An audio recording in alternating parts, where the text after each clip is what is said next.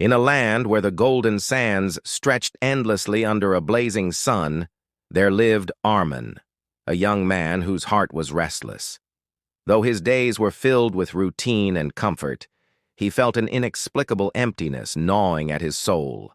It was as though he was searching for something he couldn't name, something vast, eternal, and unseen.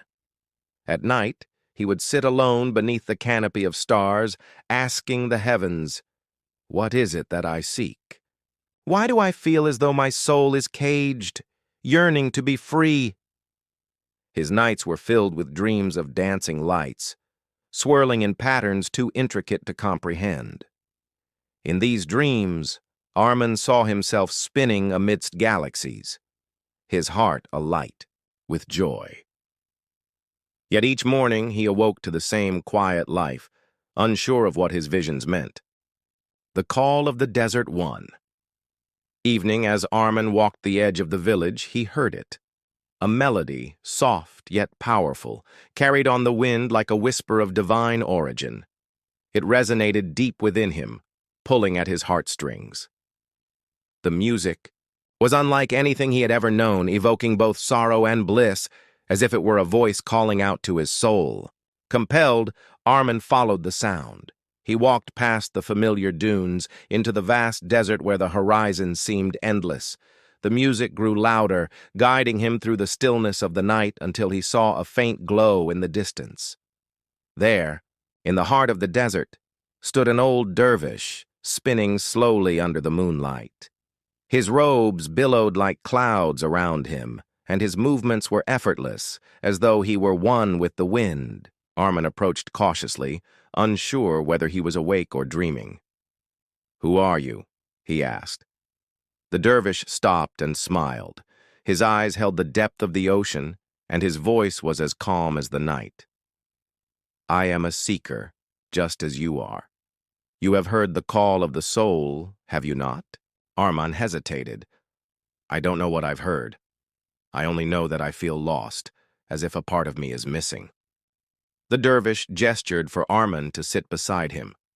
"What you feel is the longing of the soul. It yearns to dance, to be free, to return to its origin. But the world has bound it with chains of fear and doubt. Do you wish to be free, young seeker?" Arman nodded, his heart pounding. "Yes, more than anything." The dance awakens.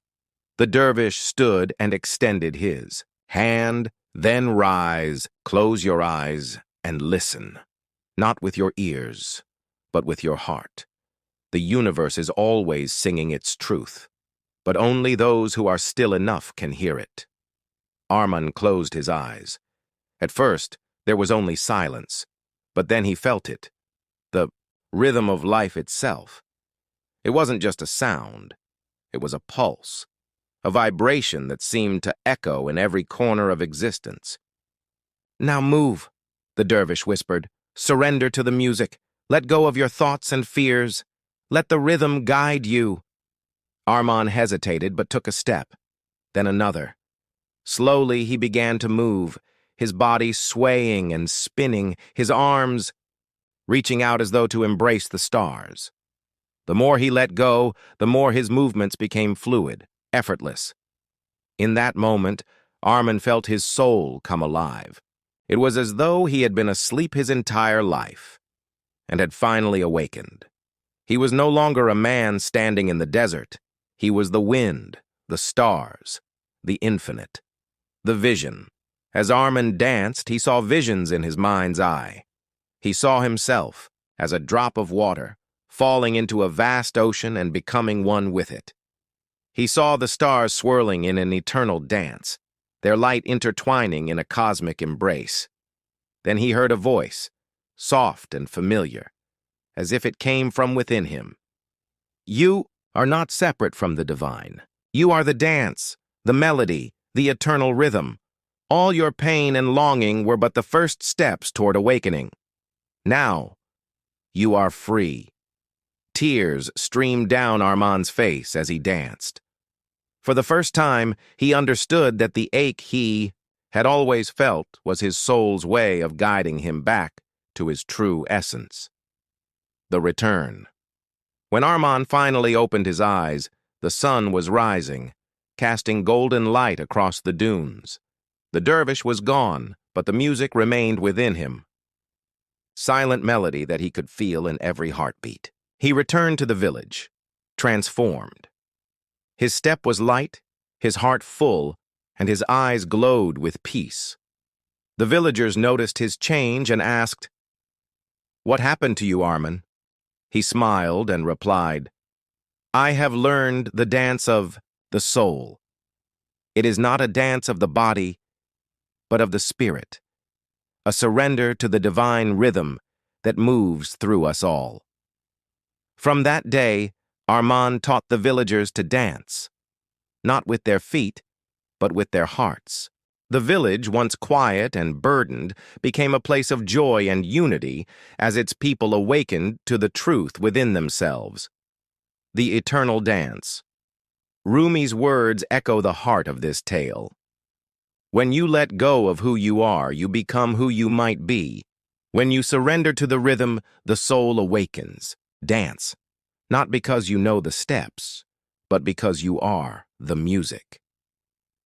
The dance of the soul is a journey we are all invited to take. It reminds us that the divine is not found in faraway places, but within ourselves. When we quiet our minds and listen to the song of existence, we discover that we are not separate from the universe. We are its very essence, moving in perfect harmony. Reflection and call to action. This story invites us to reflect on our own lives. Are we listening to the call of our soul? Are we willing to surrender to the divine rhythm that guides us?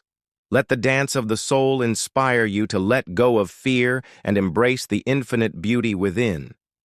If this story moved you, like, comment, and subscribe for more mystical tales that awaken the heart and soul.